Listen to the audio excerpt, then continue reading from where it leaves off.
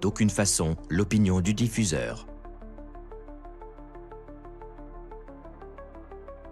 Si je crois qu'il y a ou qu'il y a eu de la vie sur Mars, oui, j'en suis absolument convaincu. Il y a sur Mars de nombreux objets ressemblant de près à des sculptures réalisées par les humains. On se demande quelle civilisation a construit tout ça et ce qui lui est arrivé. Aucun phénomène naturel ne peut expliquer ces données. C'est la signature des armes nucléaires. Aller sur Mars, l'idée est là. Au fond de nous-mêmes, on sait qu'on doit y aller ou mourir. Depuis l'aube de la civilisation, l'humanité a attribué son origine à des dieux et à d'autres visiteurs venus des étoiles. Et si c'était vrai? Les extraterrestres auraient-ils vraiment aidé à façonner notre histoire? Et si c'est le cas, découvrirons-nous la vérité à ce sujet quand nous irons sur Mars? We are go for launch. Roger, go for launch. La planète Terre en 2026. 5, 4, 3, 2, 1. Pay attention. Good, let's off. 4 astronautes entreprennent leur voyage de 150 jours vers la planète rouge. Velocity 14,899 miles per hour. Ce voyage les emmènera plus loin dans l'espace qu'aucun être humain avant eux, à plus de 200 millions de kilomètres, soit 200 fois la distance jusqu'à la Lune.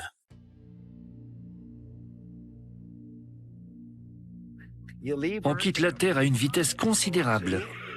Le vaisseau spatial s'éloigne de la Terre et laisse la Lune derrière lui. Il s'éloigne aussi du Soleil. Mais la distance ne sera peut-être pas le plus grand problème. Il ne faut que 5 mois pour se rendre à destination. C'est tout à fait tolérable. La difficulté, c'est de revenir. Leur vitesse est si grande qu'ils pourraient traverser 3 mètres d'acier. La fusée doit donc être construite en fonction de la protection des humains. Ce n'est pas un voyage facile. Toutes sortes de catastrophes peuvent se produire. On peut comparer ça à la traversée des océans par les premiers explorateurs. C'était des voyages longs et horribles, mais on y a survécu. Je vois Mars comme l'un des premiers tremplins vers l'exploration de l'espace. L'espace me fascine depuis que je suis née. Mon seul désir a toujours été de l'explorer. J'ai toujours voulu savoir ce qu'il y a là-haut et aller voir. Quand j'ai entendu parler de Mars One, j'y ai vu comme un appel du destin. Quelle extraordinaire manière de donner sa vie pour le bien de l'humanité. Notre espèce est par essence exploratrice. Si on a constamment les yeux tournés vers l'espace, à mon avis, c'est parce qu'on en vient. Vous ne trouverez aucun autre organisme sur Terre qui ait une telle fascination pour l'espace et les étoiles. Aucun qui fasse preuve d'une curiosité égale à celle des humains. La prochaine étape, pour nous, sera de coloniser Mars. Certains ont émis l'idée que nous ne sommes rien d'autre, au fond, que des Martiens. Il est donc inévitable qu'on aille sur Mars. D'après la NASA, la colonisation de Mars ne commencera pas avec des humains, mais avec des robots, qu'on enverra en éclaireurs pour construire des habitations, des mini-robots mobiles et des systèmes d'entretien de la vie. Les vivres et autres fournitures seront envoyés seuls. Puis les premiers humains arriveront enfin, prêts à commencer leur nouvelle vie en tant que Martiens. L'environnement martien est très différent de celui de la Terre. La gravité sur Mars représente 38% de la gravité terrestre. Les variations quotidiennes de température y sont extrêmes. Près de l'équateur, un jour d'été, il peut faire jusqu'à 20 degrés Celsius. Mais la nuit, la température pourra descendre jusqu'à moins 70. Il y a donc de nombreux dangers qui nous menacent là-bas, sans parler des radiations et des tempêtes de poussière. L'atmosphère y est très ténue. Sa densité représente 1% de celle de la Terre. Elle ne contient pas d'oxygène respirable. Les radiations y sont très élevées. Les astronautes auront donc à affronter de nombreuses difficultés. Le jour martien est presque identique au jour terrestre.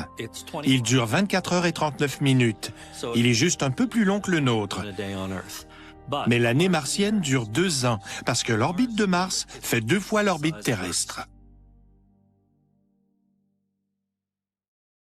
En raison de son cycle jour-nuit et de son atmosphère ténue, Mars est la seule planète proche où l'utilisation de grandes serres éclairées par la lumière naturelle sera possible. Ces installations permettront aux colons de cultiver leur propre nourriture sur cette planète froide et aride. Il est clair qu'on ne peut dépendre des vivres qui arriveront de la Terre tous les 2 ans. Il faudra produire sa propre nourriture. Beaucoup de gens se disent que c'est une solution toute simple. On emporte quelques pommes de terre et quelques choux et le tour est joué. On pourra les cultiver sur Mars. Mais les recherches effectuées à l'Université de l'Arizona indiquent que les micro-organismes envoyés dans l'espace ont un comportement anormal. Ils ne sont pas heureux là-haut. On a écrit des centaines, voire des milliers de thèses de doctorat ces 20 dernières années sur les moyens de faire pousser de la nourriture sur Mars. Une expérience très intéressante a été réalisée aux Pays-Bas il y a quelques années. La NASA a fourni aux chercheurs néerlandais un sol à peu près identique à celui qu'on trouve sur Mars. On y a semé 4200 graines de toutes sortes de légumes différents. Chacune de ces graines a germé. Certaines s'en sont mieux tirées que d'autres. Les carottes, par exemple, ont très bien poussé. Il n'y a aucun doute qu'on pourra faire pousser de la nourriture sur Mars. Mais il faudra des centaines d'années avant qu'on en produise assez pour que ça nous permette de survivre. Le seul moyen d'y arriver consiste à terraformer la planète, c'est-à-dire la rendre semblable à la Terre pour qu'on puisse faire pousser des plantes à la surface. Ces dernières années, les scientifiques ont proposé différentes méthodes pour terraformer Mars, c'est-à-dire la modifier volontairement pour qu'elle ressemble davantage à la Terre. Il s'agit le plus souvent de faire fondre la glace des pôles pour libérer du gaz carbonique dans l'atmosphère et la rendre plus épaisse. Si on réchauffe les pôles de Mars, cela entraîne une hausse importante de la température sur la planète et on commence à avoir de l'eau liquide, en particulier à l'équateur. Puis, la vapeur d'eau monte dans l'atmosphère. C'est un autre gaz à effet de serre. C'est ainsi qu'on réchauffera Mars. On pourra alors cultiver des plantes à la surface de la planète. Mais on n'en est pas encore là. Il faudra sans doute au moins 300 ans pour ça. Maintenant que la NASA et le secteur privé ont officiellement mis en chantier des missions en ce sens, l'atterrissage d'humains sur Mars ne relève plus de la science-fiction. Mais irons-nous jusqu'à terraformer la planète rouge pour pouvoir y vivre de façon permanente? Et si oui, pourquoi? Pour quelles raisons Mars nous attire-t-elle à ce point? Fait intéressant, les conditions qui régnaient sur la Terre il y a 3 ou 4 milliards d'années étaient très différentes de ce qu'elles sont aujourd'hui. Tout comme Mars, notre planète était à peu près inhabitable et n'avait pas d'atmosphère. Les partisans de la théorie des anciens astronautes pensent que la terraformation pourrait bien expliquer l'apparition de la vie sur la Terre. Ils en voient des preuves dans les plus anciens récits de la création. Quand on examine les mythes fondateurs, on constate qu'un de leurs traits les plus récurrents est l'idée que les dieux ont voulu créer sur la Terre un environnement stable. Le récit de la Genèse peut se lire comme un guide, étape par étape, pour terraformer la Terre. Le premier jour, Dieu ou les dieux créent l'univers. Le deuxième jour, ils créent le firmament, qui est décrit comme un dôme ou une frontière entre le ciel et la terre. Ensuite vient l'apparition des plantes et des animaux, puis celle des humains. Quand je lis la Genèse, j'y vois précisément l'évocation d'une visite d'extraterrestres. Je suis sûr que Dieu existe. Je n'ai aucun doute quant à l'existence d'une puissance supérieure. Mais à un moment donné, des extraterrestres sont venus sur notre planète, nous ont créés, ont peut-être même terraformé la Terre pour qu'elle puisse abriter la vie. Après tout, on parle de faire la même chose sur Mars en ce moment même. Ce qu'on va faire sur Mars, c'est peut-être exactement ce que les extraterrestres ont fait quand ils sont venus sur la Terre. On va terraformer cette planète, créer une atmosphère plus propice à la vie, faire fondre les calottes glaciaires pour créer des rivières et des lacs. Peut-être même manipuler génétiquement des organismes qu'ils survivent mieux dans cet environnement. Peut-être l'humanité est-elle guidée par des extraterrestres qui la poussent à aller sur Mars pour coloniser la planète rouge.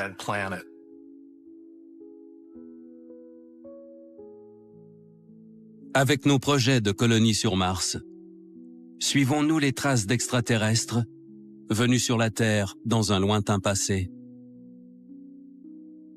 Les partisans de la théorie des anciens astronautes pensent non seulement que c'est le cas, mais aussi que ces visiteurs, comme le suggèrent certains indices, auraient pu venir de la planète même qui est maintenant notre destination.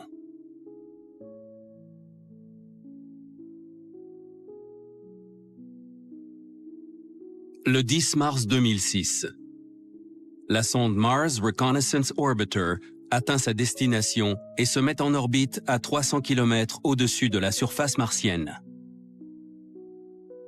Elle a depuis fait le tour de la planète plus de 40 000 fois, envoyant plus de 264 téraoctets de données et 200 000 images aux chercheurs restés sur Terre. Le 28 septembre 2015, les scientifiques de la NASA annoncent que les images qui ont été transmises par l'orbiteur leur ont permis de découvrir ce qu'ils espéraient trouver. La preuve de la présence d'eau sur Mars. Les photos prises par l'orbiteur montrent des stries qui semblent croître et décroître au cours de l'année, évoquant les variations saisonnières des rivières terrestres. Pour les astrobiologistes, c'est une révélation. Si de l'eau liquide coule sous le sol martien, comme on sait par ailleurs que sur Mars, toutes les structures chimiques propres à la vie sont identiques à ce qu'elles sont sur la Terre, il est dès lors peu probable qu'il n'y ait pas de vie sur Mars. La grande question que tout le monde se pose, c'est s'il y en a assez pour abriter la vie. Selon moi, la réponse est oui. Il n'est pas nécessaire que l'eau liquide forme des étangs pour que les microbes puissent vivre. Certains micro-organismes sur Terre vivent dans des conditions presque martiennes. Alors, y a-t-il ou y a-t-il eu de la vie sur Mars? Oui, j'en suis absolument convaincu. En 1996, après avoir étudié un météorite martien extrait du champ de glace d'Allen Hills, en Antarctique, les chercheurs de la NASA annoncent y avoir découvert des traces de vie microbienne anciennes sur Mars. Une conclusion qu'ils semblent pourtant rejeter après que la nouvelle ait été reprise par la presse internationale. Plus de 10 ans plus tard, après un réexamen du météorite, les scientifiques concluent que celui-ci contient effectivement de la matière organique et des traces de fossiles bactériens. Les preuves de l'existence d'une vie microbienne ancienne sur Mars sont maintenant très fortes, presque écrasantes. On ne les trouve pas seulement sur quelques-uns des météorites martiens, mais on les trouve sur presque tous.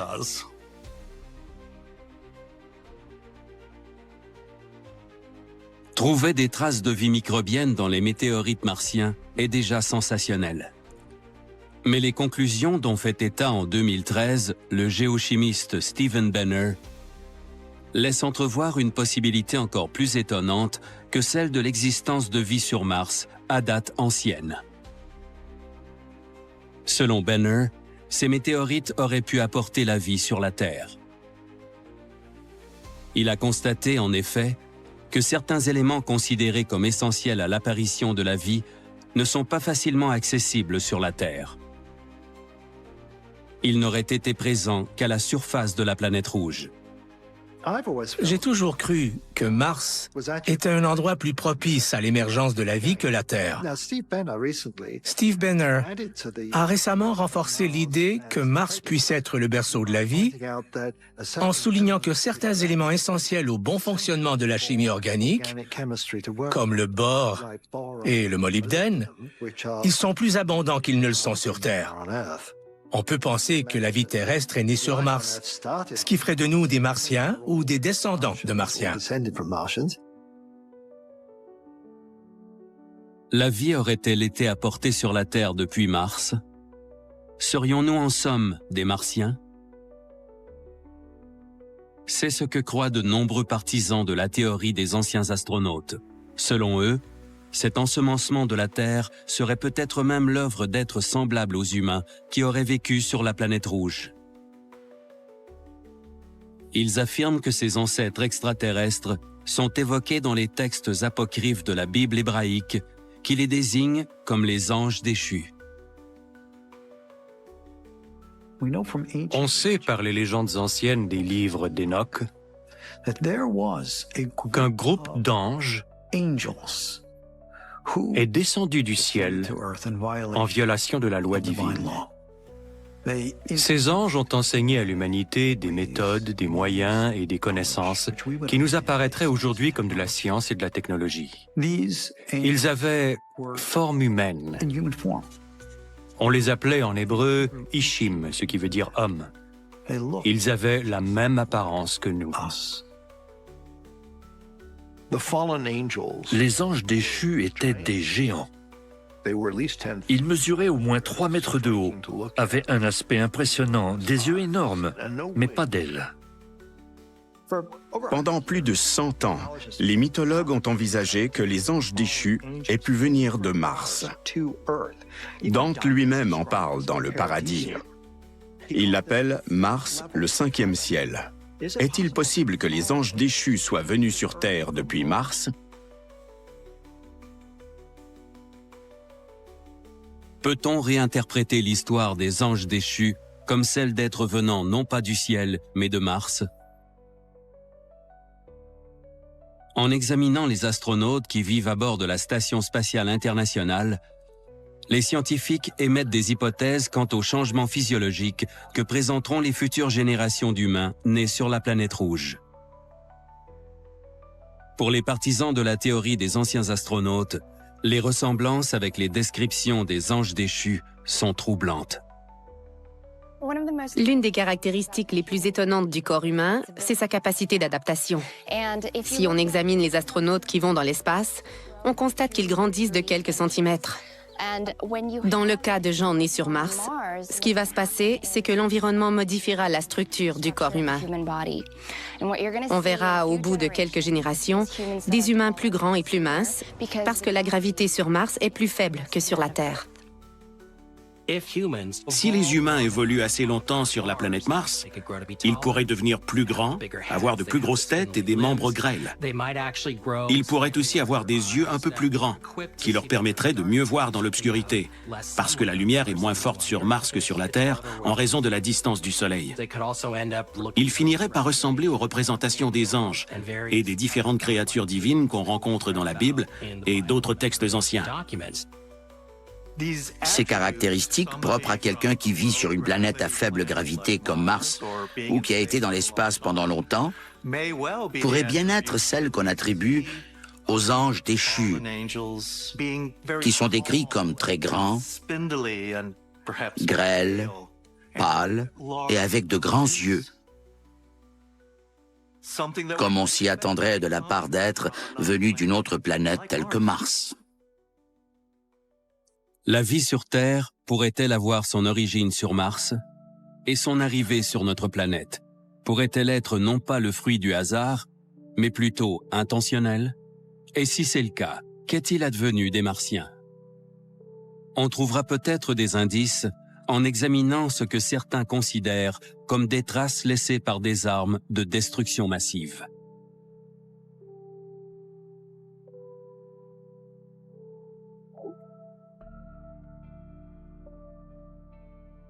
S'étendant sur 40 000 kilomètres à travers la zone équatoriale, une balafre gigantesque entaille la croûte de la planète rouge.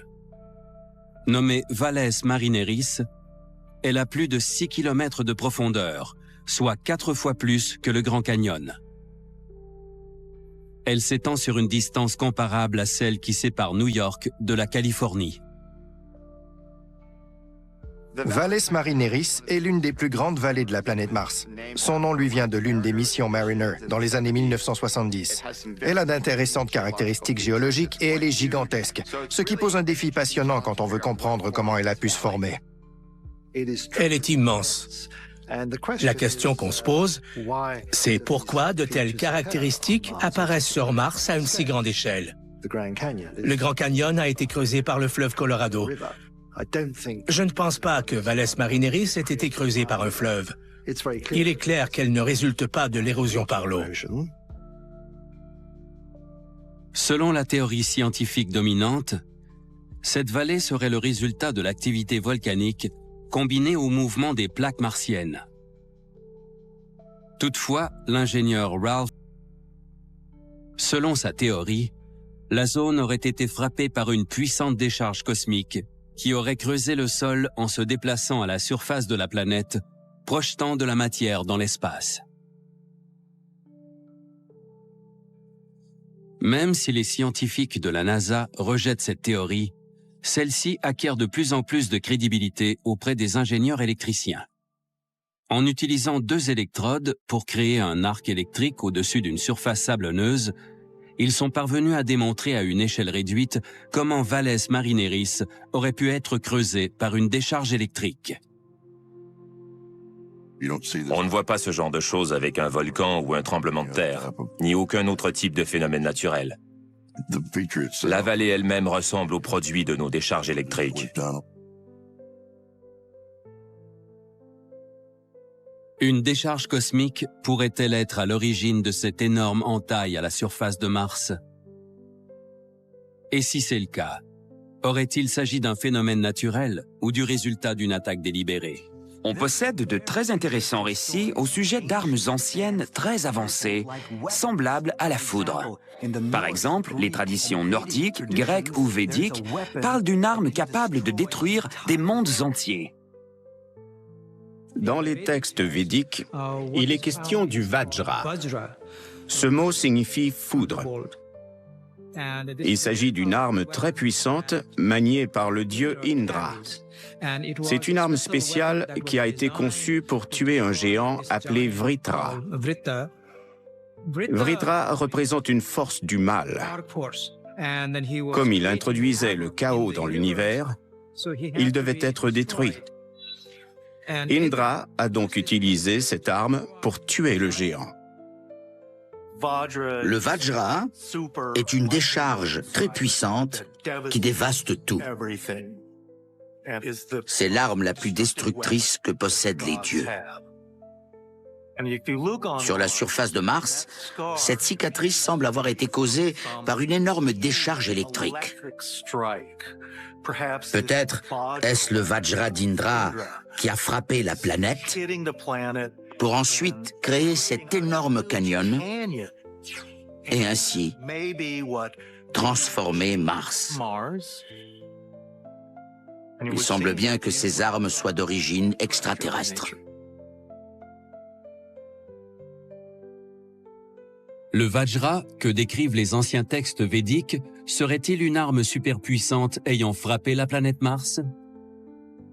C'est ce que croient plusieurs partisans de la théorie des anciens astronautes.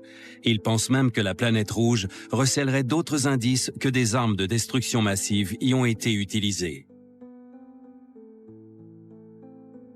Dans un article de 2014, publié dans le Journal of Cosmology, le physicien John Brandenburg présente des faits indiquant que quelqu'un ou quelque chose a fait disparaître la vie sur Mars au moyen de gigantesques explosions nucléaires.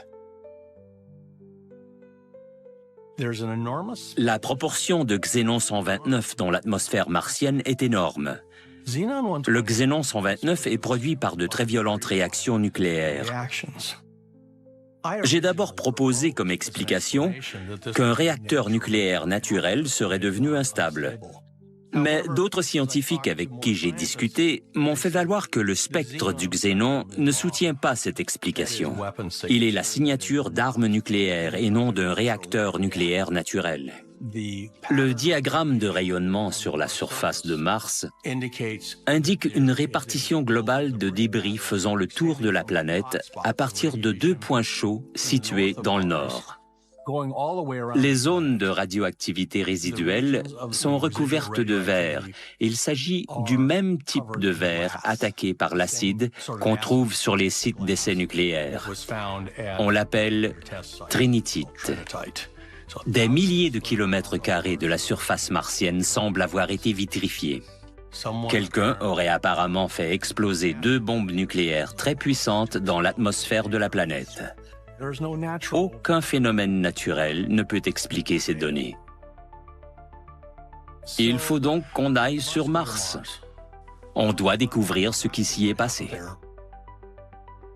Y a-t-il réellement sur Mars des signes témoignant d'une destruction de masse délibérée? Et si c'est le cas, certains survivants auraient-ils pu venir se réfugier sur la Terre? Peut-être trouvera-t-on d'autres indices en examinant le paysage martien et les mystérieuses formations que certains considèrent comme les vestiges d'une civilisation extraterrestre.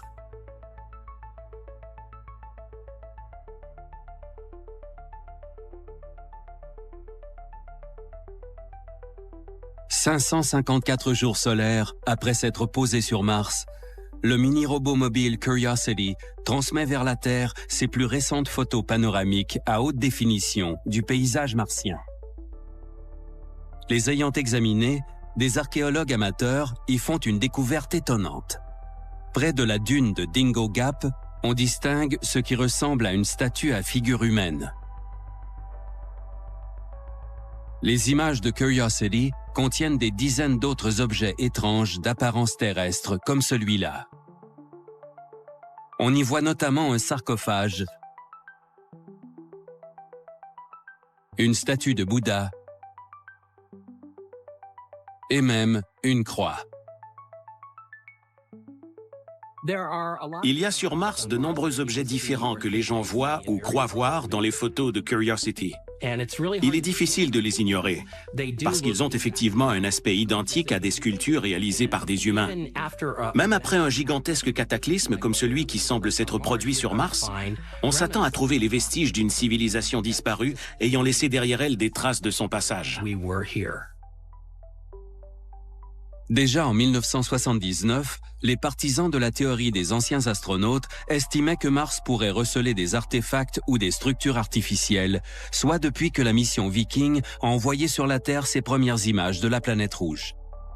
Les responsables de la NASA expliquent la ressemblance apparente des formations martiennes avec des objets d'origine humaine comme un cas de pareidolie, phénomène par lequel l'esprit reconnaît des motifs familiers, par exemple dans les nuages. Mais certains spécialistes en imagerie doutent qu'une simple illusion d'optique soit en cause. Joe White travaille en restauration d'images depuis 25 ans. Il affirme avoir repéré à la surface de Mars des artefacts qui résistent à toute explication. Les images du mini-robot mobile sont en général prises d'assez près.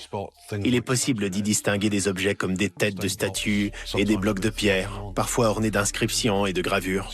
C'est vraiment dommage qu'ils fassent tout pour détruire ces images.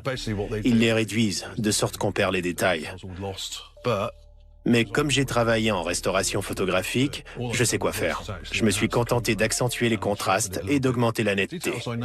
J'ai d'abord remarqué l'œil et le nez sur le devant de la statue, ici à gauche.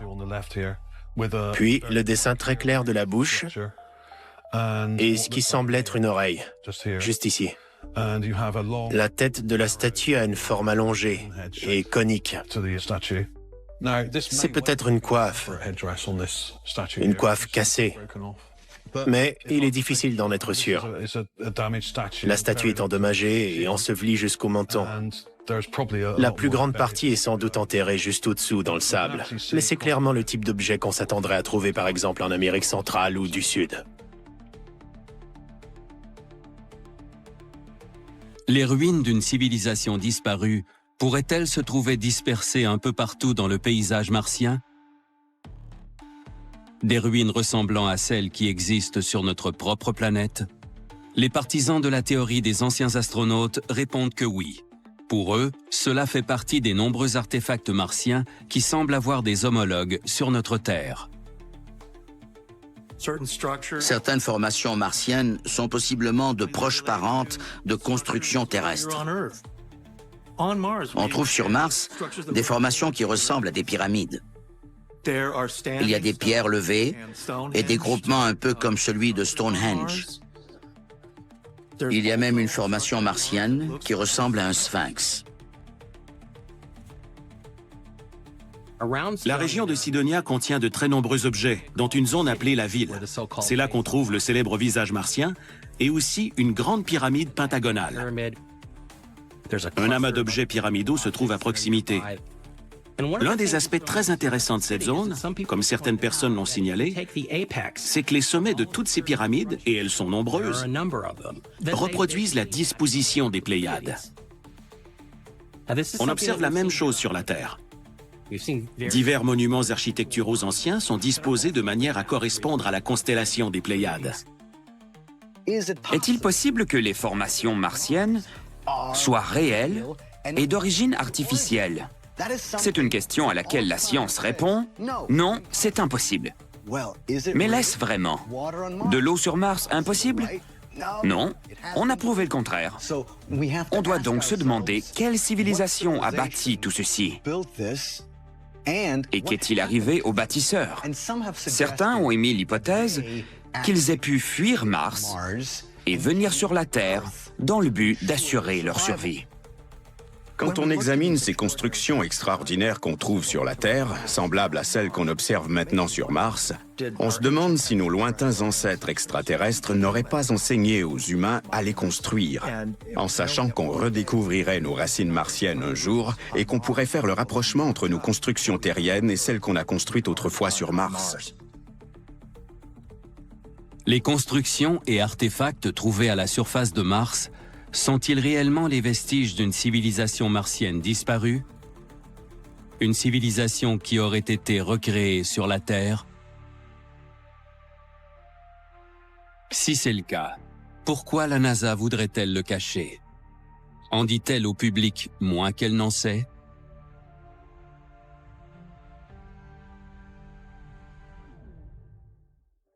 D'un coût de 2,5 milliards de dollars, Mars Curiosity est à ce jour le mini-robot mobile le plus perfectionné à avoir exploré le paysage martien. En plus de fournir des photos à haute définition et des échantillons de sol et d'air, tout en parcourant la surface de la planète, il est aussi capable de tourner sa caméra sur lui-même. Cette fonction permet aux ingénieurs de la NASA de diagnostiquer des problèmes depuis la Terre et de les régler. Bizarrement, au 50e jour solaire de sa mission, le robot envoie vers la Terre une mystérieuse photo où certains chercheurs ont cru voir l'ombre d'une créature d'apparence humaine en train de travailler sur l'appareil. On y voit bien une personne. On voit même qu'elle ne semble pas porter de casque, seulement un équipement et des lunettes protectrices. Cela a incité les gens à conjecturer qu'il se passe plus de choses sur Mars que ce que la NASA ainsi que le programme spatial militaire nous l'ont déclaré. La NASA en sait beaucoup plus sur Mars qu'elle ne l'avoue. Elle publie des photos, elle laisse filtrer certains faits, elle ne les commente pas en général. Elle permet seulement aux gens qui savent voir de regarder ces choses et de comprendre ce qu'elles sont. Mais elle ne dit rien à leur sujet, parce qu'elle a les mains liées par les réalités politiques. Il y a quelques années, on a reçu un coup de fil d'une femme nommée Jackie qui s'est présentée comme une ancienne employée de la NASA. D'après son troublant témoignage, nos mini-robots mobiles auraient transmis des photos supprimées par la NASA qui montraient des humains qui étaient en train de marcher sur Mars. Elle était très convaincante et semblait savoir très bien de quoi elle parlait. Il y a toujours eu une théorie selon laquelle il existerait un programme spatial parallèle à celui que l'on connaît. Il s'agit d'un programme occulte. Il engloutit des trillions de dollars qui disparaissent sans qu'on sache où va l'argent et sans qu'on sache ce qui se passe. Un pirate informatique écossais nommé Gary McKinnon s'est introduit dans la base de données de la NASA où il a découvert un fichier contenant une liste d'officiers dits non terrestres, des militaires vivant et travaillant ailleurs que sur la Terre. Certes, non terrestre ne veut pas forcément dire sur Mars, mais ça veut dire dans l'espace. Cela indique qu'un programme spatial ultra secret existe bel et bien, et le public ignore tout. Les États-Unis mènent-ils réellement une opération militaire secrète sur Mars? Et si c'est le cas, depuis combien de temps est-elle en cours? Comme le rappellent certains chercheurs, un projet réalisable d'expédition vers Mars a été conçu bien avant qu'on se rende sur la Lune par le même scientifique qui nous a permis d'aller là-bas. Wernher von Braun était un génie des fusées. Il était obsédé par l'idée d'aller sur Mars et par les fusées. Il a écrit un livre en 1948 intitulé « Le projet martien ». Il s'agit en gros d'un manuel de 91 pages sur la manière de se rendre sur Mars.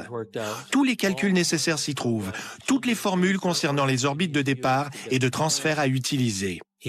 Il prévoyait même qu'on pourrait envoyer des gens sur Mars dès 1965. Tout ce qu'il a consigné dans ce manuel reste encore valide aujourd'hui. Wernher von Braun a jeté les bases de notre projet d'aller sur Mars et d'y installer une colonie. Tout le monde est convaincu qu'on ne l'a jamais réalisé. Mais certains pensent au contraire qu'on a bel et bien colonisé Mars selon ses indications, qu'une colonie d'astronautes y vit en ce moment même, et que ça s'est fait de son vivant. On a des raisons convaincantes de croire que von Braun travaillait en secret avec des agents du gouvernement américain pour tenter d'aller sur Mars. Se peut-il qu'il ait réussi? Est-il concevable que le gouvernement ait pu garder la chose secrète? Absolument.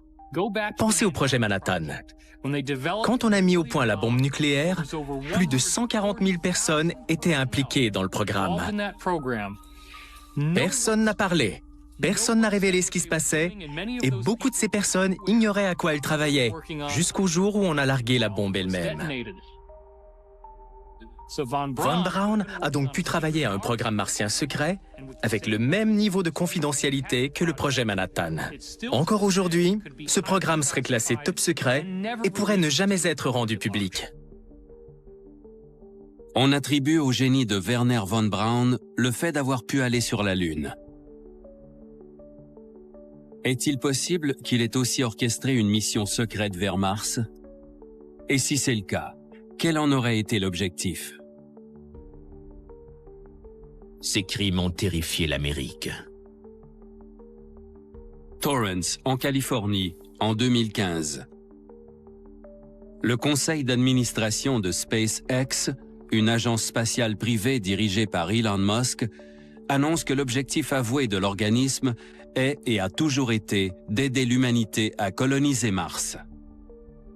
Il est important que notre espèce, notre civilisation, aspire à devenir une véritable civilisation de l'espace et une espèce habitant de multiples planètes. Elon Musk est d'avis que les humains ne pourront pas survivre indéfiniment sur la Terre. De nombreux périls nous menacent. Il y a ce qu'on fait nous-mêmes subir à la planète, mais aussi le risque que représentent les astéroïdes. Une seule collision comme celle qui a anéanti les dinosaures et c'est fini. Or, la probabilité que cela se produise tôt ou tard est de 100%. Aller sur Mars, c'est une question de survie. On le sait instinctivement. L'idée est là, au fond de nous-mêmes. On doit y aller ou mourir. Le message des ruines martiennes, selon moi, c'est que la même chose peut nous arriver et que notre espèce doit trouver des moyens d'éviter l'anéantissement. Parce que malgré ses défauts, l'espèce humaine est un élément très noble, très puissant et aussi très important de l'univers. C'est une entreprise qui nous ramènera à nos origines. Nous marcherons véritablement sur les traces des anciens astronautes qui sont venus sur la Terre. En fin de compte, nous serons comme eux. Nous serons les extraterrestres qui coloniseront une planète étrangère. En colonisant Mars, nous ferons en sens inverse un trajet ancien. Nous renouerons avec le lieu d'où nous sommes venus à l'origine. Coloniser Mars pourrait bien être le moyen d'assurer notre salut. Mars constitue un objectif très logique.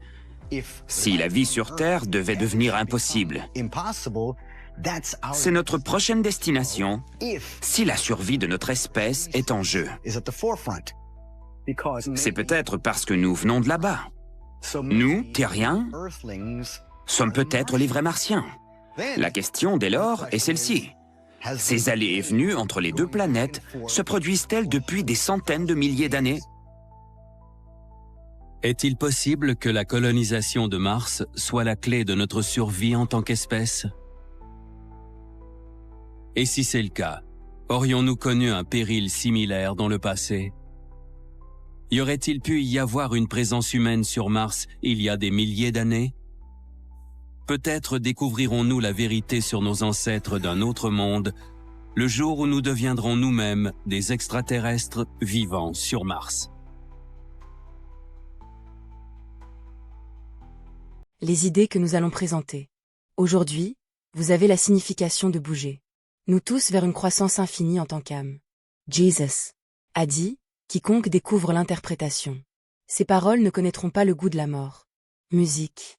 En 1945, un paysan de Nag Hammadi, dans le Haut-Karabakh, a déclaré « Je suis mort en 1945 ». En Égypte, on a exhumé un vase en argile rouge.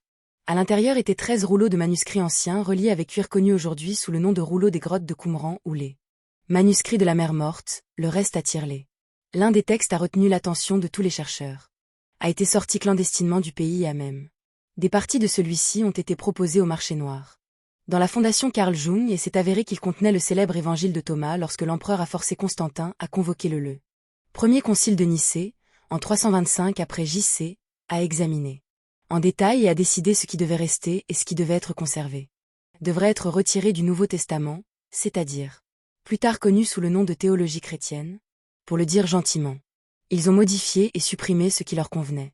L'évangile de Thomas, le livre d'Enoch, évangile de Marie, et bien d'autres la théorie universellement connue étant donné que cela a été fait afin que tout être très facilement accessible et compréhensible aux gens.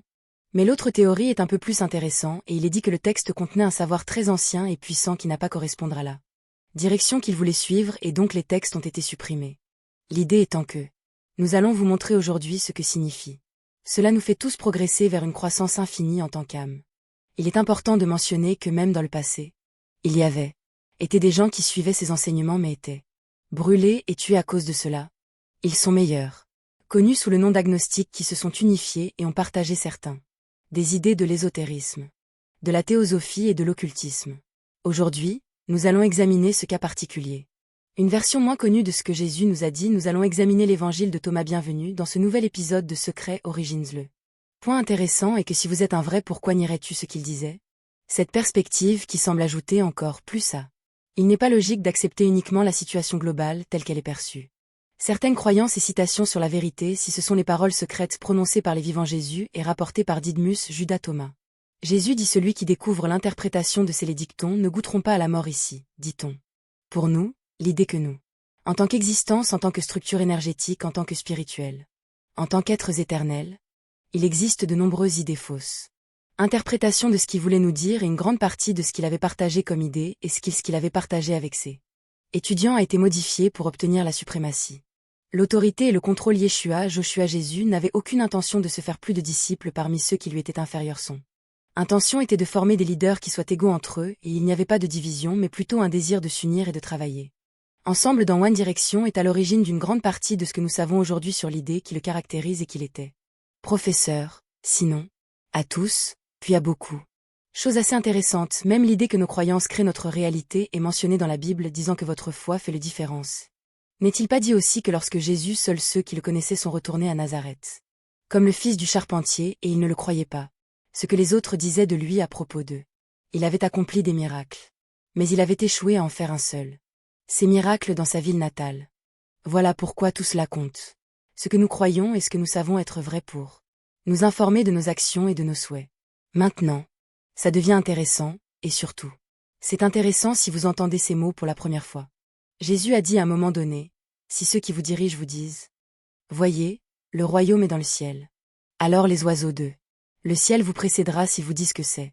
En Les poissons vous précéderont plutôt le royaume est en toi et il est hors de toi de vous quand vous vous connaîtrez vous-même alors tu deviendras connu et tu te rendras compte que c'est ce que vous êtes, les fils du Père vivant. Mais si vous ne voulez pas vous connaître vous-même, vous demeurez dans la poésie et c'est toi qui es la poésie, qu'est-ce que? On nous dit ici qu'il n'y a pas d'inférieur. Et des supérieurs que si nous plongeons profondément à la recherche de le royaume aura toujours des niveaux et il y aura toujours quelque chose de plus que cela ou que quelque chose de plus. Rien de moins pour le vrai royaume, ce qu'il a réellement. Il s'agissait du véritable pouvoir qui est en nous et qui a. Il a toujours été là. Nous continuons à le chercher sur le dehors encore et encore pour se rendre compte que c'est. Elle est en nous. Socrate, par exemple, nous a dit que, parfois, étudier pour apprendre, c'est simplement se souvenir. Le vieil adage est donc tout à fait vrai. Celui qui dit que tout ce qui est nouveau est un vieux pourquoi bien oublier parce que tout existe déjà ici et maintenant tout est déjà disponible sous forme d'information nous sommes ceux qui nous limitons, ceux qui créent. Système de croyances spécifiques et qui ont tiré notre. Tracer nos propres chemins et relever les défis que nous nous sommes nous-mêmes créés. Créer des expériences expérimentales à traverser uniquement. Réaliser qu'au fond de nous, nous savons déjà. Et nous poursuivons avec l'un des plus puissants. Des messages qui sont si fortement réprimés. Négligés. Mais elle est accessible à tous ceux qui est prêt à le rechercher. Cela commence comme ça. Que celui qui cherche ne cesse de chercher jusqu'à ce qu'il trouve. Et lorsqu'il le découvrira, il sera troublé et s'il est troublé, il sera émerveillé et il régnera. En résumé, on nous dit encore une fois qu'il y a. Non, il n'y a pas d'inférieur ni de supérieur. Une personne qui fait des choix conscients dans le présent moment, celui qui connaît son vrai moi intérieur comme un sens de l'existence en tant que chercheur de connaissances, en tant qu'explorateur de la réalité. Il le sera toujours. Il trouvera ce qu'il cherche et alors il le fera. Il régnera sur l'eau, il sera le roi de tout. Qui a été créé et construit par ses décisions de. Tout ce qu'il a consciemment choisi et déjà connaît et a exploré suffisamment longtemps. Nous voulons juste insérer ici que le mot religion vient de religar, qui signifie retourner à soi-même, n'est-ce pas? À propos de la même religion, ici un retour à notre vrai. Retour à la nature. À ce qui est déjà familier, nous l'avons profondément oublié afin que nous puissions le percevoir dans une nouvelle façon de faire l'idée et d'être. Comme moi ainsi je suis pour vous un exemple, je suis le chemin. Sois comme moi dans toute sa substance. Je ne suis pas au-dessus de toi. Sois comme moi, suis-moi, marche avec moi. Je suis le chemin. Regardez-moi, je le fais, j'existe déjà et je. Vivez ainsi, dirent les disciples à Jésus. Jésus nous a dit, quelle sera notre fin? J'ai déchiffré le début dont vous parlez. Car là où est le commencement, il y aura la fin. Heureux celui qui atteint le commencement, il connaîtra la fin et ne goûtera pas à la mort. L'interprétation, ici le présent, tout est ici et maintenant. Le passé et le futur sont une illusion de réalité, il y a un passé en tant qu'expérience, en tant que sentiment, en tant qu'émotion, comme un souvenir, comme un réminiscence, comme la nostalgie, comme même la douleur, mais pas en tant qu'expérience existante. Quelque chose qui est réel pour nous-mêmes dans l'instant présent.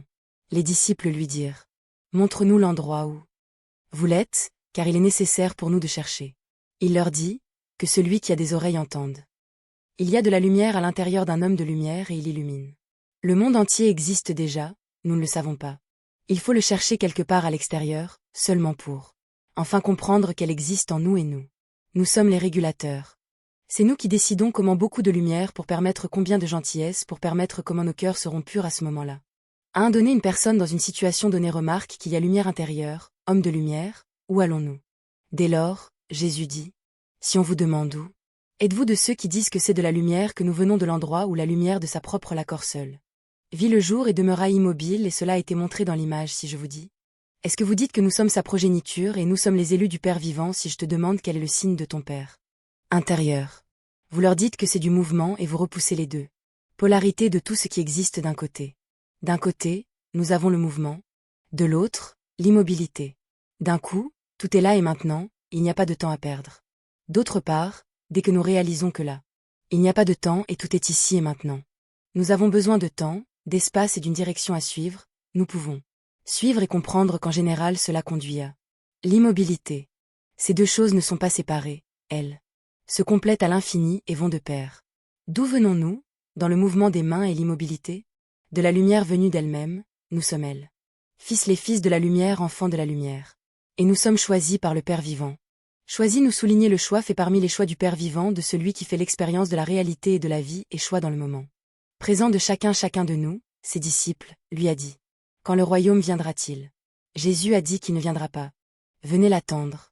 Ce ne sera pas une question de dire « le voilà » ou « le voilà », plutôt que « le royaume du Père s'étend sur la terre et les hommes ne la reverront plus jamais de la même manière ». L'idée que notre monde intérieur, ce que nous avons en nous, nous-mêmes, la plénitude que nous avons en nous-mêmes est déjà disponible en tant qu'information sous le nom de global, un champ énergétique qui contient tout et il n'y a rien de plus, c'est déjà accessible à tous. Et chacun d'entre vous qui choisissez la voie de nous percevons que certains d'entre nous le font et obtiennent ces informations à travers leurs rêves. D'autres personnes le font, d'autres y parviennent par la méditation méthode ou technique de respiration. D'autres font confiance à une intuition qui, comme par magie, leur révèle quelle direction prendre ensuite. Le royaume s'étendait sur la Terre est précisément cette conscience globale. Nous entourant où? Pour le dire autrement, un agrégeur, l'agrégeur représente exactement que la conscience de nous tous, le groupe, la conscience de chacun. La coscienza globale, non. Simplement l'élément humain de la planète Terre parce que tout est conscience si vous la mettez en œuvre. Ce qui est en toi, ce que tu produis, te sauvera. Toi si tu ne fais pas ressortir ce qui est en toi. Ce que tu ne produis pas te détruira. Suivez votre passion, suivez votre cœur, suivez ce que vous désirez vraiment. Sinon cela détruira. Toi parce que tu vas te détruire tu suis. Tant d'autres chemins. Tant d'autres choses qui le feront. Qu'est-ce qui vous arrive en dehors de votre véritable passion et votre plus grande excitation et que vous allez tuer la passion, tu vas gâcher ta vie. Je vais détruire votre opportunité de vivre. La plus grande joie et le plus grand bonheur d'être envié. Découvrez ce que signifie être humain. Alors suivez votre instinct. La passion fait ressortir ce qui est en vous, ce qui est votre âme. Et Tom curted it. Et le dernier Jésus a demandé pourquoi on ne lave pas l'extérieur de la tasse. Vous comprenez que celui qui a fait l'intérieur est aussi celui qui a fait le, il voulait dire que l'extérieur a aussi façonné l'intérieur. Il voulait dire que nous sommes à l'intérieur, nous sommes à l'extérieur. Nous sommes sûrs. L'extérieur, ce que nous sommes à l'extérieur est ce que nous sommes à l'intérieur.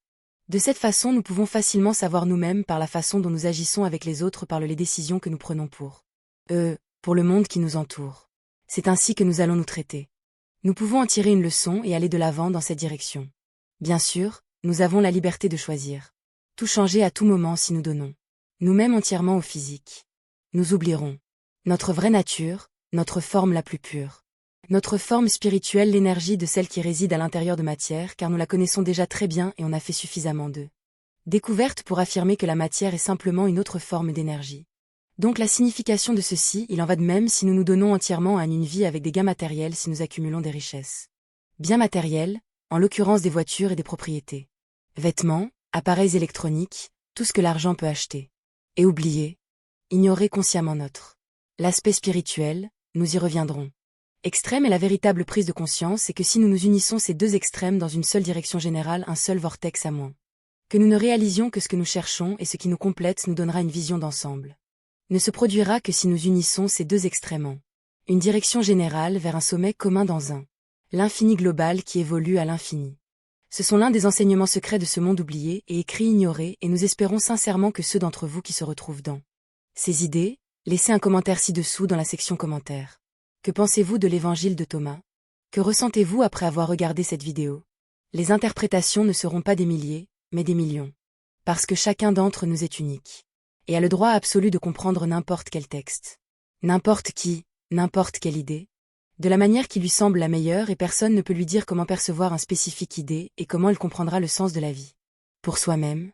Car chacun de nous et la vie chacun de nous est aussi le chemin lui-même chacun et chacun de nous et tout ce qui existe la Bible contient tous les enseignements de Jesús. Y a-t-il quelque chose de caché dans la façon dont Jésus-Christ a été figure d'un débat toujours en cours, tel que celui de savoir si a-t-il réellement existé ou non? A-t-il vraiment existé? Un fils de Dieu et a été conçu d'une vierge ou il n'était qu'un être humain qui, à travers ses enseignements, il voulait sensibiliser davantage à la conscience intérieure comme le Nouveau Testament dans lequel seuls les évangiles des 4 premiers furent soigneusement inclus. Les disciples affirment que Jésus était le Fils vivant de Dieu, qui est venu sur terre pour nous racheter de l'origine. Le péché. Mais s'il y avait une autre histoire? Si Jésus n'est pas au-dessus de nous tous, mais un être spirituel, un leader qui voulait nous orienter tous vers l'intérieure croissance et prise de conscience de notre vraie nature, le Testament de la Bible ne présente pas Jésus comme un homme ordinaire, mais comme celui qui est venu à.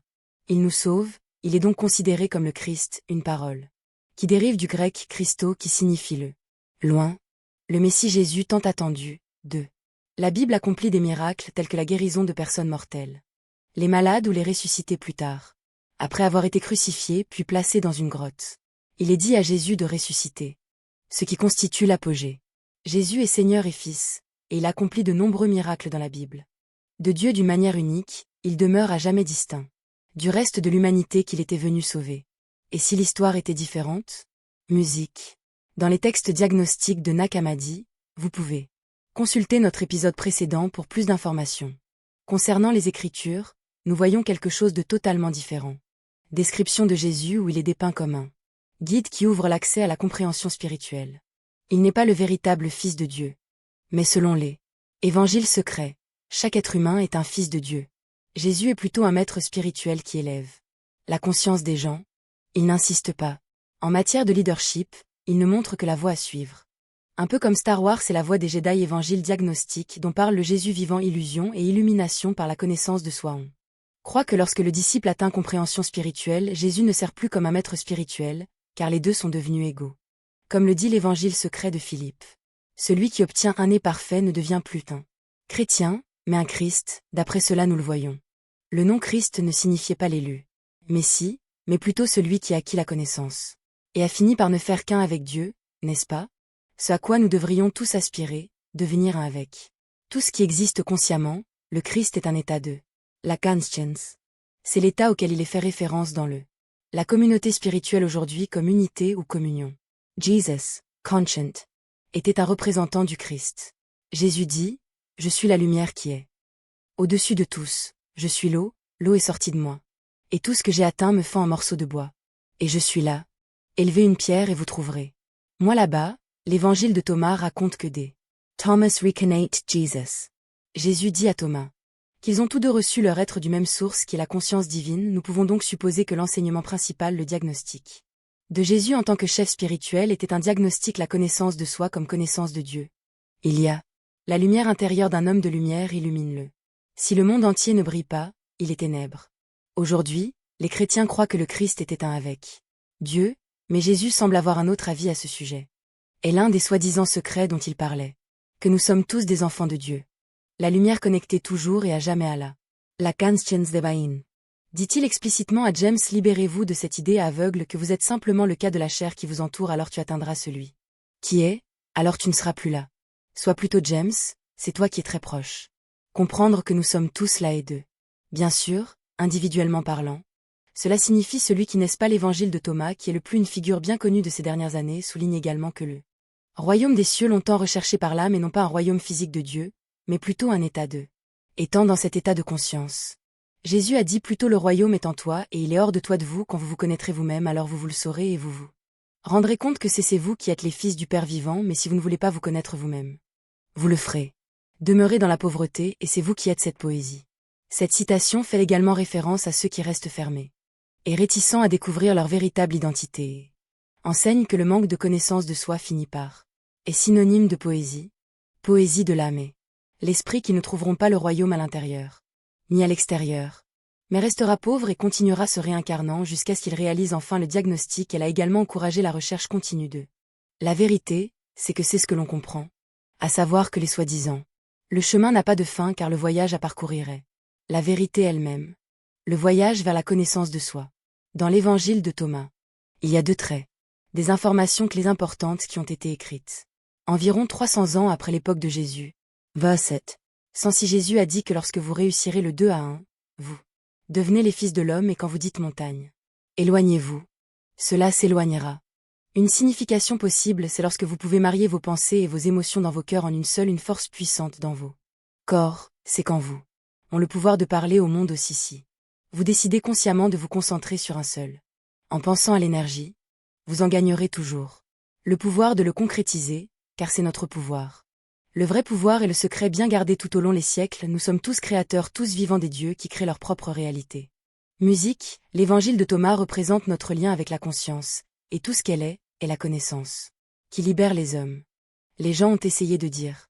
Cela s'est produit à maintes reprises et rien ne se passe. Mais pourquoi? Parce que la question n'est pas posée avec réflexion. Et l'émotion a demandé, nous devons parler au terrain.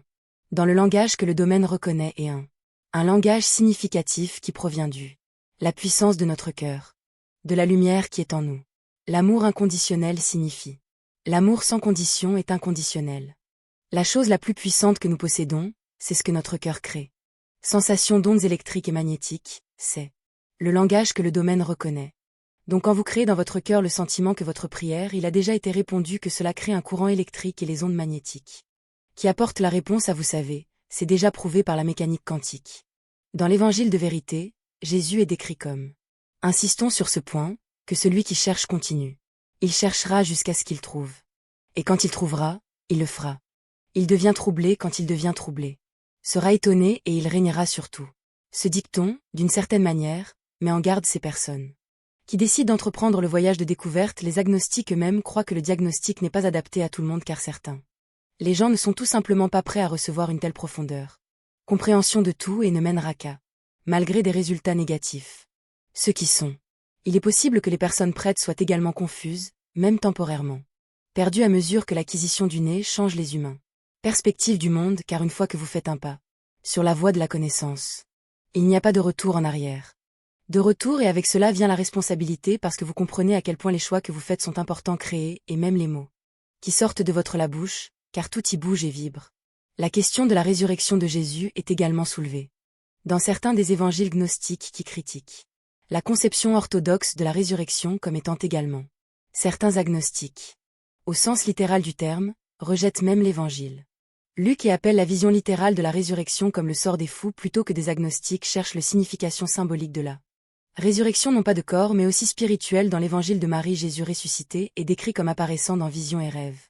Mais pas physiquement, contraire à les sources orthodoxes qui interprètent la mort du Christ comme un sacrifice rachetant l'humanité de la culpabilité et le péché.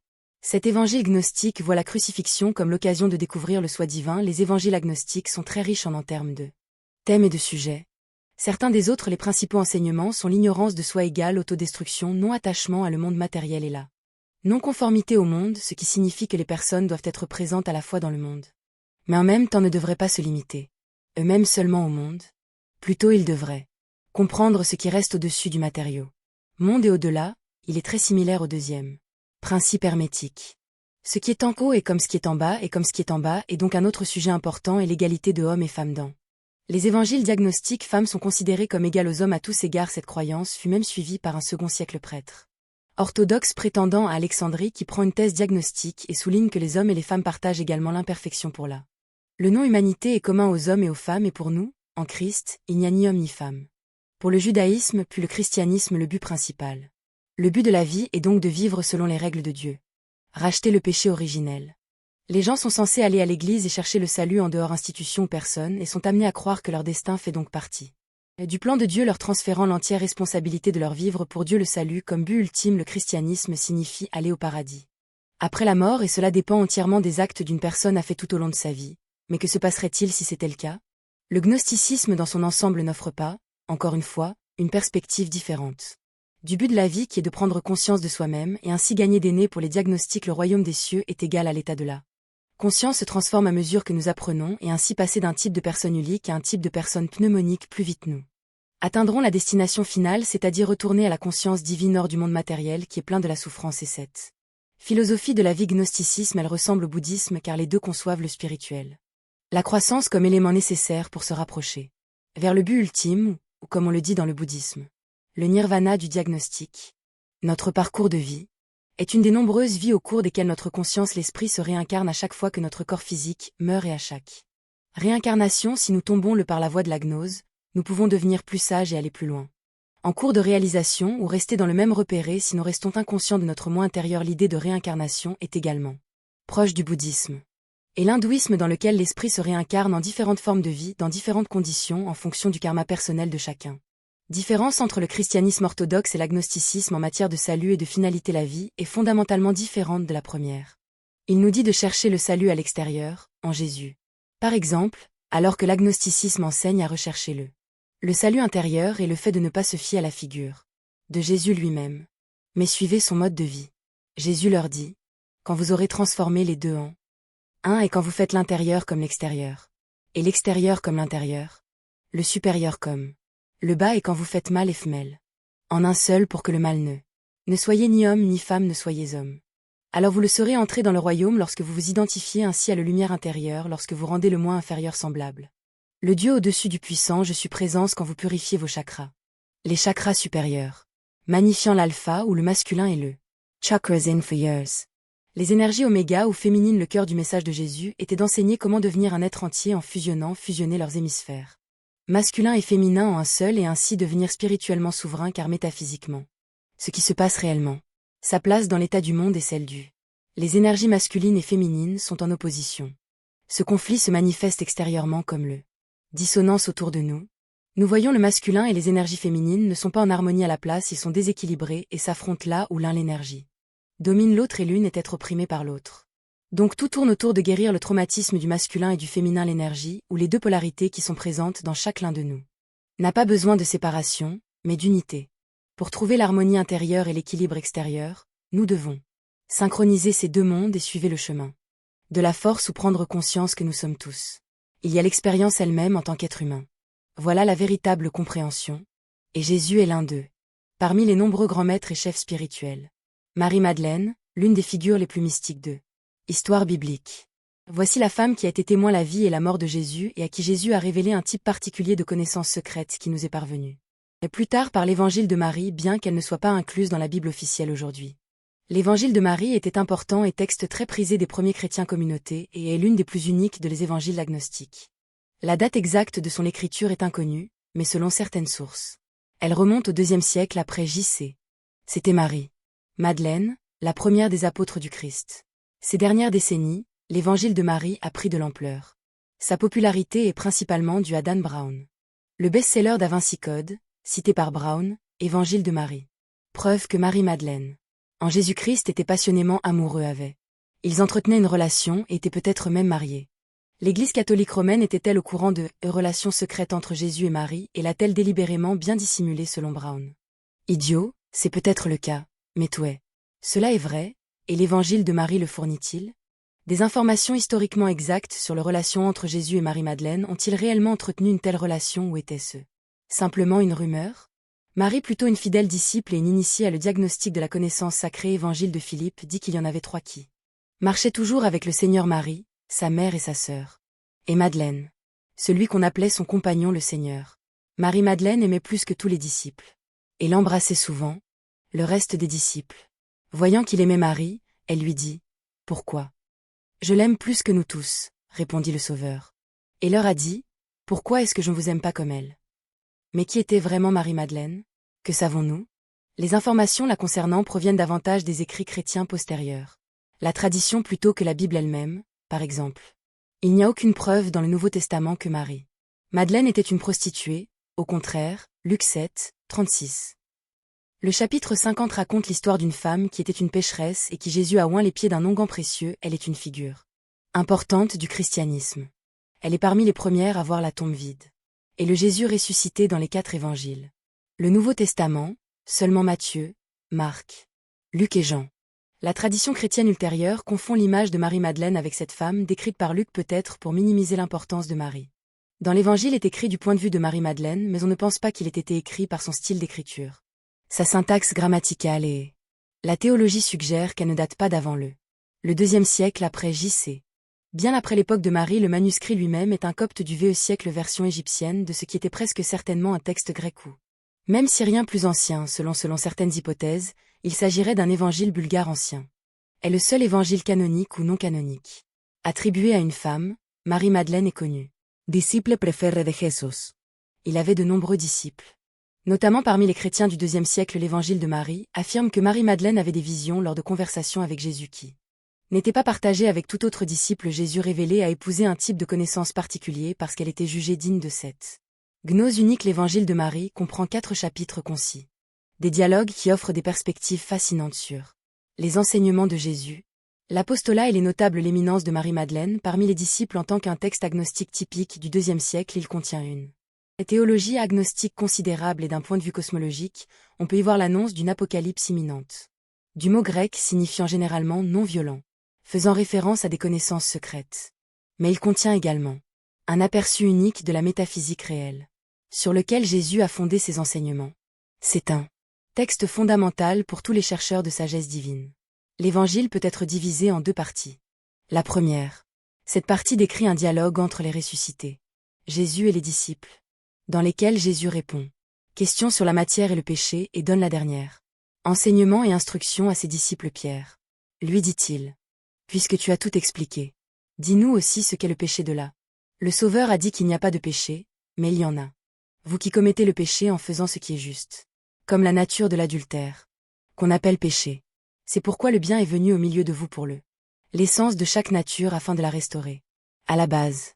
Cet enseignement nous dit qu'il n'y a pas de le péché universel et le péché n'existe que lorsque nous agissons en conformément à la nature du péché.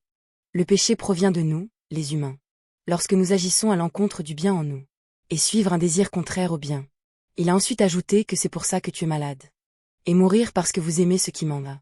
Celui qui réussit réussira beaucoup. À donner naissance à une passion sans ressemblance naît de l'attachement excessif à la matière engendre une mode sans image de lui-même car il est attiré à ce qui est contraire à sa nature supérieure. Le résultat est que la confusion se répercute partout la personne qu'il est pour cette raison. Que je vous ai dit de trouver le contentement au niveau du cœur et si vous êtes découragé. Le reste. En présence de l'image de votre véritable nature. Que celui qui a des oreilles pour entendre, entende en premier.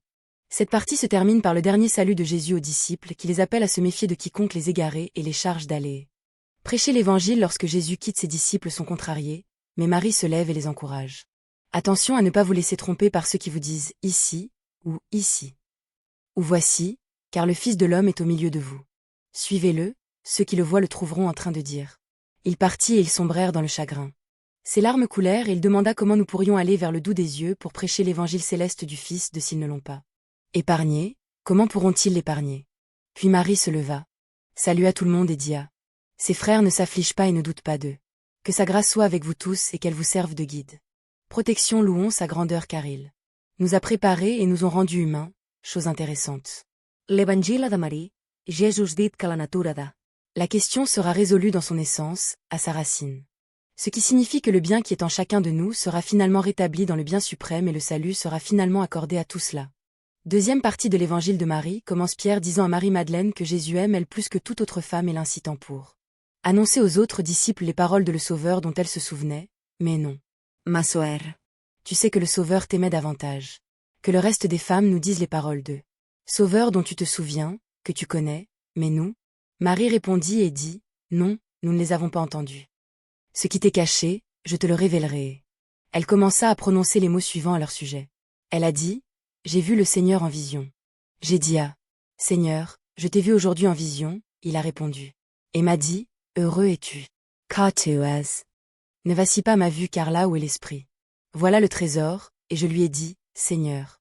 Maintenant, celui qui contemple une vision voit-il avec son âme ou par son esprit? Le Sauveur répondit, et a déclaré qu'il ne contemplait ni avec l'âme ni avec l'esprit mais avec l'esprit qui est entre les deux ici. Nous avons le premier principe hermétique. Tout est esprit, le monde est mental et tout existe dans l'unité, tout ce qui est un et tout ce que l'un contient. Tout ce qui est dans l'Évangile. L'accent est sur le voyage de l'âme qui s'élève. 4 niveaux du cosmos est remis en question par les 4 pouvoirs. L'Évangile enseigne aussi que la connaissance est la clé pour surmonter ces 4 forces qui conduit au salut en surmontant la 3e puissance. L'âme monte plus haut et vend la 4e puissance sous cette forme, la première forme étant les ténèbres. 2e perdue, 3e ignorance. 4e mortel. La jalousie, le 5e, l'anneau de la chair. Le 6e. La luz de la chair la 7e sagesse féroce. Ce sont les 7 pouvoirs des rats, répondit Andrew. Et dit à ses frères, dites ce que vous voulez. Je ne me prononce pas sur ce qu'elle a dit. En tout cas, je ne le fais pas. Je crois que le Sauveur a dit cela avec certitude. Ces enseignements sont des idées étranges, répondit Peter. Et il a dit à propos de ces mêmes choses et il a demandé. Lui a-t-il vraiment parlé en privé du Sauveur? Avec une femme et pas ouvertement à nous, devons-nous nous tourner? À propos et tout l'écouter, il a préféré à. Alors Marie pleura et dit à Pierre. Mon frère. Peter, qu'en penses-tu? Penses-tu que je suis? Je me suis inventé ça ou je mens à ce sujet? Le Sauveur Lévi répondit et dit à Pierre. Pierre. Tu es toujours en colère. Maintenant je te vois en compétition avec un femme comme si vous étiez des adversaires mais si le Sauveur, qui l'avait rendue digne. Qui êtes-vous donc pour la rejeter? Le Sauveur la connaît assurément très bien. C'est pourquoi il aime plus que nous, laissez-nous tranquilles. Honteux, Il a endossé le rôle de l'homme parfait et s'est séparé. Il nous a donné des ordres et a prêché l'Évangile, sans mentir.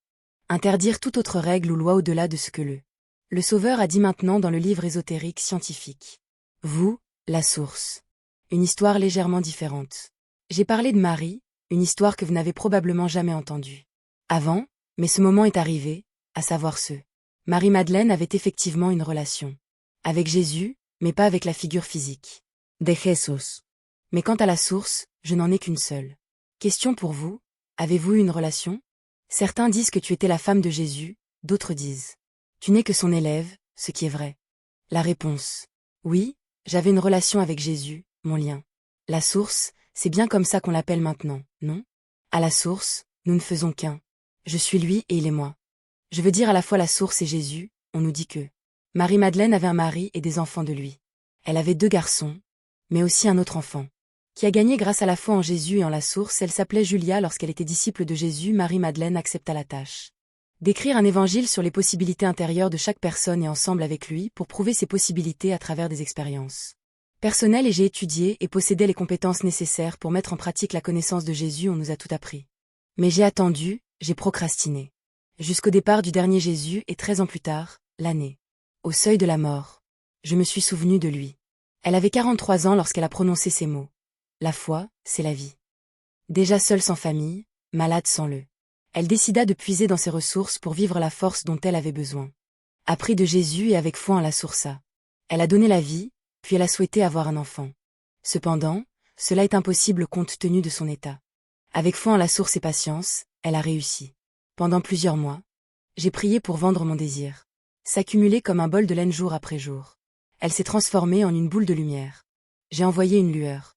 Étincelle de toute ma foi au centre du orbe. Je ne savais pas ce qui se passait, mais après quelques mois plus tard, j'ai senti l'enfant en moi que j'ai donné. Accepter la vie avec foi en sa source, c'est s'élever au-dessus de la vie pour l'accepter pleinement. J'ai donné la vie pour abandonner le corps en acceptant. Ce n'est qu'alors que vous pourrez créer un corps tout en élevant Julia. Marie a réussi à tout collecter et à tout décrire.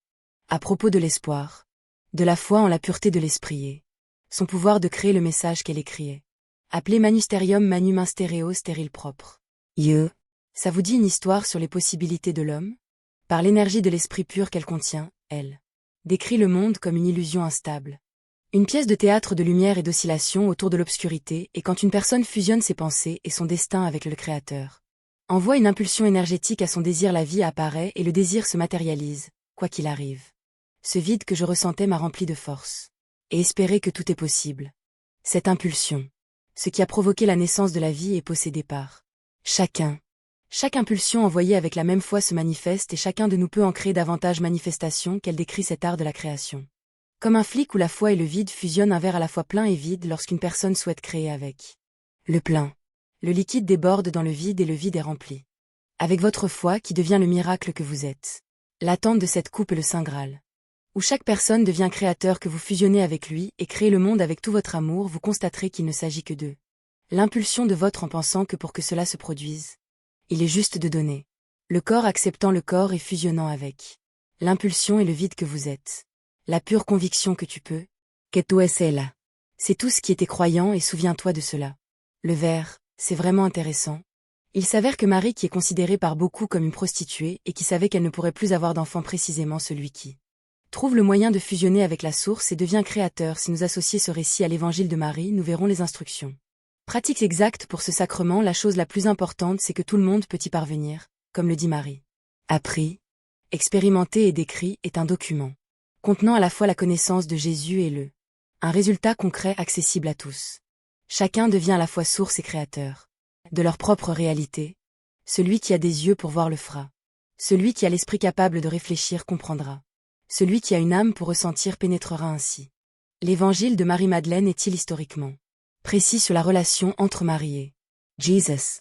La vérité est que nous ne saurons peut-être jamais avec certitude ce que nous savons, c'est que l'évangile de Marie offre une perspective unique sur la vie et les enseignements de Jésus écrits du point de vue d'une femme qui était très attendue et vénérée au début communauté chrétienne, bien que l'évangile de Marie était considéré comme sans importance et très texte précieux parmi les premières communautés chrétiennes, a finalement été exclu du Nouveau Testament et condamné comme hérétique par le catholicisme romain. l'Église, quelles que soient les controverses et les débats autour de l'évangile de Marie, Marie demeure une figure importante du christianisme et elle est une source d'inspiration pour de nombreuses personnes à travers le monde. Cette histoire nous rappelle le pouvoir de la foi, de l'amour et sa persévérance et son héritage continuent d'inspirer, nous inciter à rechercher une compréhension plus profonde de nous-mêmes dans notre place dans le monde, tandis que nous choisissons d'accepter. Et croire reste une question de libre arbitre. Après tout, chacun a le droit d'avoir un droit, mais nous n'ajouterons que lorsque nous serons en mesure d'ajouter et relier les points apparemment opposés de nous. Pourrons ainsi voir le message pur. Les francs-maçons, les rosicruciens, les ordres des Illuminati connus de l'humanité qui dictent probablement encore certains des événements les plus importants du monde se tenant dans l'ombre, que ce soit un mystère, de leur rituel, l'intrigue de leurs secrets, activités ou les connaissances occultes qu'ils portent.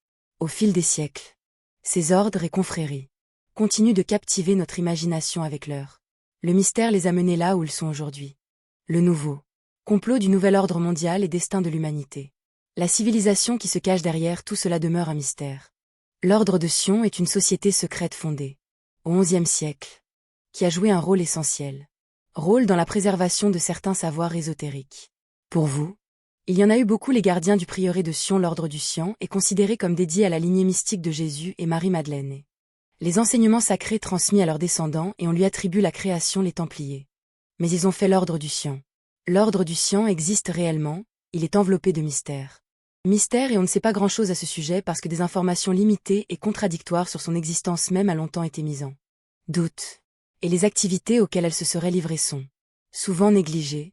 Ce secret de la confrérie a été acquis l'attention et la célébrité il y a seulement quelques décennies, 1982, après avoir été présenté dans plusieurs livres et des documentaires, notamment le livre Le Sacré Sang et le Saint Graal par le chercheur Michael Beige, et le Da Vinci Code de Dan Brown, également connu sous le nom de La Priorité de Sion. Ce vieux est très influent.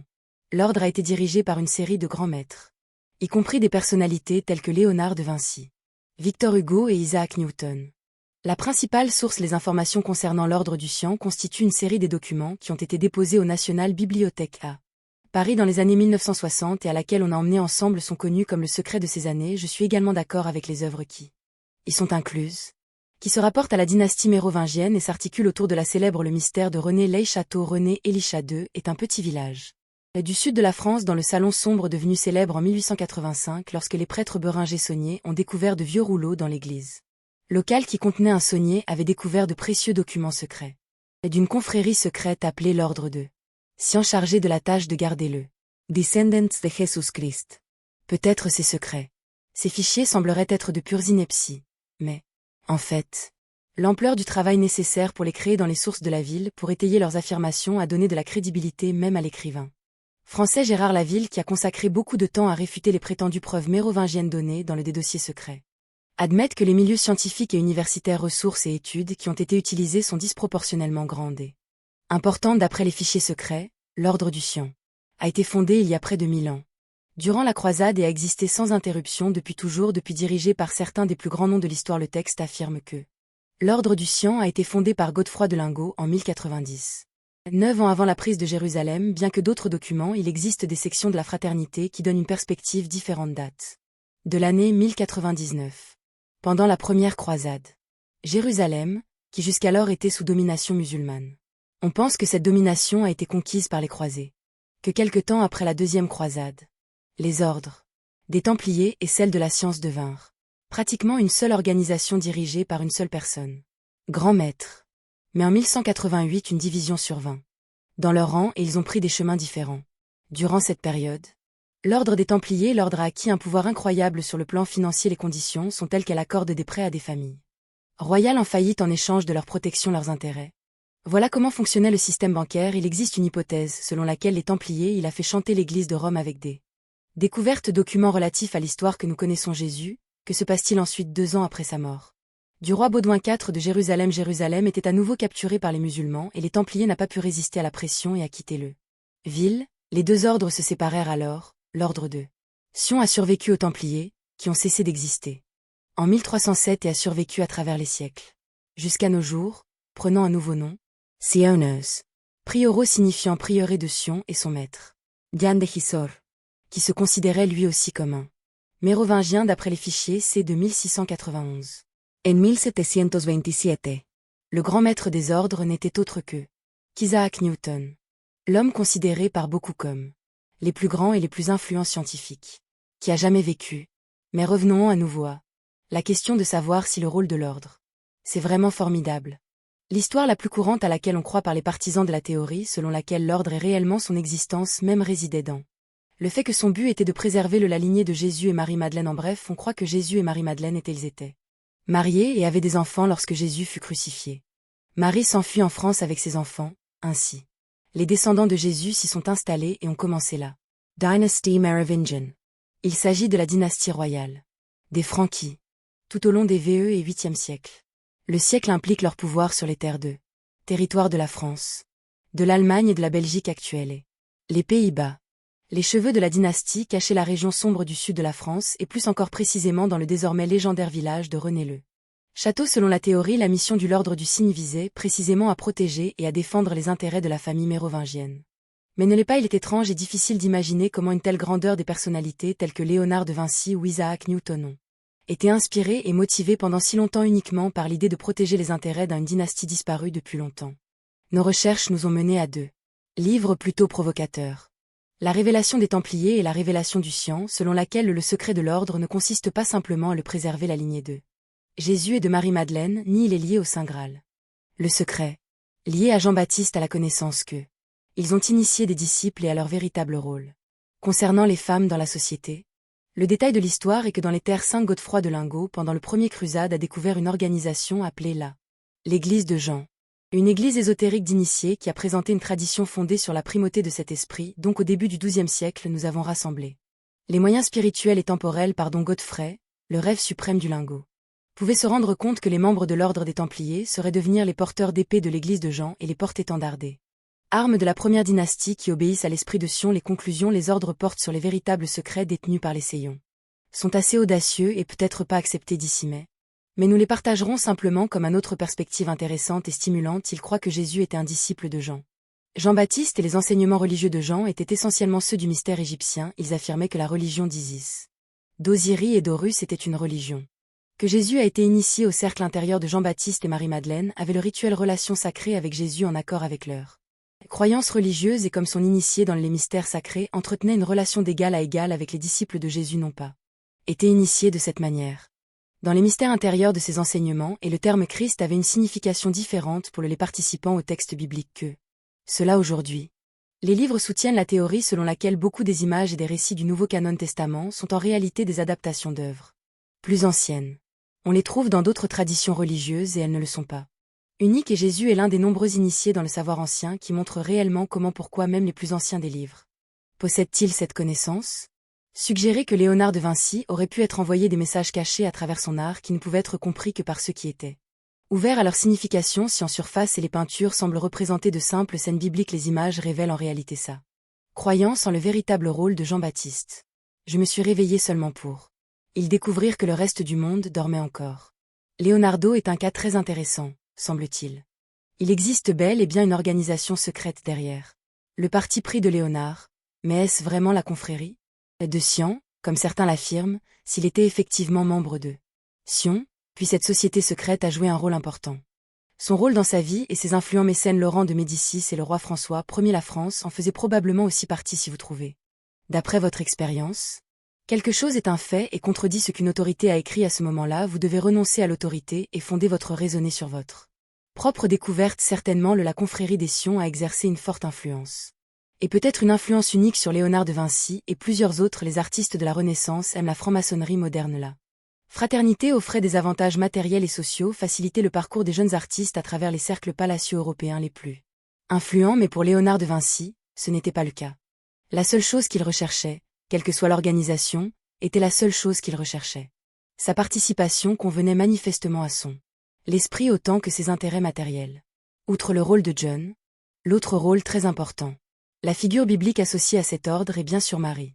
Selon la légende, Marie-Madeleine arriva en Palestine par la mer et s'installa à le sud de la France où s'est achevé son voyage terrestre. Il est intéressant de noter que son influence est si forte que dans la région où elle est non seulement convertie, mais aussi aimée, avec une étrange passion jusqu'à ce jour. L'histoire de Marie Madalena, en tant que peccara s'arrepentia, et plus tard, la création en particulier de l'Église et de la image dans les évangiles de Matthieu, Marc et Luquet. John n'a rien à voir avec celui qui a été inventé par l'Église en fait. Mis à part la Vierge Marie-Madeleine est la seule femme nommée par son nom dans les 4 évangiles canoniques. La signification de Marie-Madeleine acquiert une toute nouvelle force lorsque nous n'oubliez pas qu'elle était présente lors de la crucifixion. Et elle fut la première témoin de la résurrection de Jésus. Bien que le moment de la découverte de le tombeau vide est peu différent dans les 4. Concernant les évangiles, il y a unanimité partout à ce sujet. Le premier témoin du Jésus ressuscité. Selon les évangiles, Marie-Madeleine est non seulement la première femme témoin, mais aussi la première personne à avoir vu Jésus après sa venue hors du tombeau, un fait qui est gardé silencieux par beaucoup qui ne considèrent que les adeptes masculins de le Christ et son véritable apôtre. L'autorité de Paul en conséquence de l'institution de l'Église est fondée sur la conviction que Paul était le premier des disciples de Jésus pour voir Jésus ressuscité, mais le texte du Nouveau Testament dit le contraire et contredisent l'enseignement officiel de l'Église sur le peu importe Paul. Mais c'est précisément Marie-Madeleine. Mais il y a plus, elle n'est pas seulement la première personne pour assister à la résurrection, mais elle est aussi là, premier disciple à recevoir un ordre direct de Jésus qui lui ordonne d'annoncer ses résurrections. Pour les autres disciples, ce n'est que lorsque l'Église est devenue une institution formelle sous l'influence de saint Paul a déclaré que le rôle des femmes était réduit au minimum. Le processus est également rétrospectif. Autrement dit, bien que les femmes n'aient pas joué un rôle important, rôle secondaire dans la religion chrétienne primitive, Paul et ses partisans ont tenté de les écarter et minimiser leur présence dans l'histoire, ce qui est le rôle des cutères dans toute l'histoire. De l'ordre de Sion. Il existe plusieurs légendes qui relient les cathéters au Saint Graal et Marie-Madeleine rapportent que les catharies possèdent connaissance secrète ou reliques liées à Jésus et Marie, suggérant que le Saint Graal était en réalité un lignée descendante de Jésus et Marie-Madeleine, et ce sont les catharies qui figuraient parmi les gardiens de cette lignée. Certains suggérant que les carteurs eux-mêmes étaient des descendants de Jésus et Marie et qu'ils ont été persécutés par les catholiques l'Église pour posséder la connaissance secrète qu'ensuite, en 1209, l'Église catholique a commencé à se former. La croisade des Albigeois, également connue sous le nom de croisade cathare. Croisade qui a duré plus de 20 ans. L'objectif pour anéantir les cutères au moment où les cutères étaient concentrés dans la région du Chien-Lanzu du sud de la France et le pape soutenu par la monarchie française a entamé une campagne militaire pour la campagne albigeoise, visant à les réprimer. A abouti à la mort de dizaines de milliers de personnes au Qatar. Et les catholiques et les tactiques brutales utilisées par les croisades, y compris les bûchers et les massacres, ce qui en fait l'un des plus célèbres et des plus controversés moments de l'histoire européenne que la papauté a déclaré l'ordre des Templiers, considéré comme hérétique, fut dissous. Chez les Templiers, ils furent torturés. L'ordre de Sion a été brûlé, mais il survit. Peut-être opérait-elle sous couverture et continuait-elle à. On suppose qu'à un certain moment, elle porte en elle ses secrets. À ce moment-là, il s'est transformé en l'ordre de la Rose et les Corbeaux et ont influencé le développement de la franc-maçonnerie loge, donnant l'impulsion à la création de nouveaux secrets sociétés. L'histoire de l'ordre de Sion cela ressemble trop à un complot et est difficile à accepter. Mais bien que les preuves soient incontestables, en faveur des sceptiques et des non-croyants, c'est une erreur de rejeter ce point de vue de l'ordre pour notre propre bien, au moins jusqu'à ce que nous trouvions des réponses à certaines questions, les questions importantes. La première et la plus évidente, c'est pourquoi quelqu'un s'assiérait et poserait ainsi. Consacrons beaucoup d'efforts à une telle fiction et ne nous en soucions pas. Oubliez ou s'illusionner que si l'ordre de Sion est une fiction, un canular, il n'y a guère plus. Spéculation historique bien menée. Sauf pour cela. Cela vaut la peine d'enquêter, s'il vous plaît, tenez-nous au courant. Dites-nous ce que vous en pensez dans les commentaires ci-dessous. L'ordre des Sion, nous nous inclinons devant vous et vous remercions pour avoir regardé un autre épisode de Secret Origins. Gardez l'esprit ouvert et à bientôt.